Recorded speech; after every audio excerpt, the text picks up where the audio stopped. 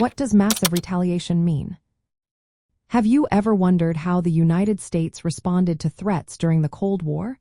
One key strategy was known as massive retaliation. This military approach was developed in the 1950s and aimed to deter aggression from communist nations. So, what exactly does it mean? Massive retaliation refers to a policy where the United States would respond to any act of aggression, no matter how small, with a large and overwhelming counterattack. This counterattack would primarily involve nuclear weapons. The idea was publicly articulated by United States Secretary of State John Foster Dulles in 1954. He made it clear that the United States would retaliate at places and with means of our own choosing. This statement was a direct threat to the Soviet Union, China, and any other communist forces.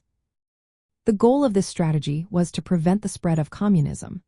By promising a devastating response to any attack, the United States hoped to discourage communist nations from initiating conflicts. Instead of engaging in long, drawn-out conventional wars, the United States would rely on the threat of nuclear power to contain communism. This approach was part of what was called the New Look policy under President Dwight D. Eisenhower.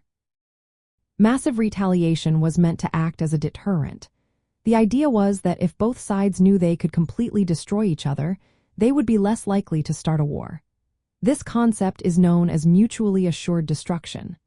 However, from the perspective of communist nations, massive retaliation was viewed as nuclear blackmail. They saw it as an aggressive threat that increased global tensions.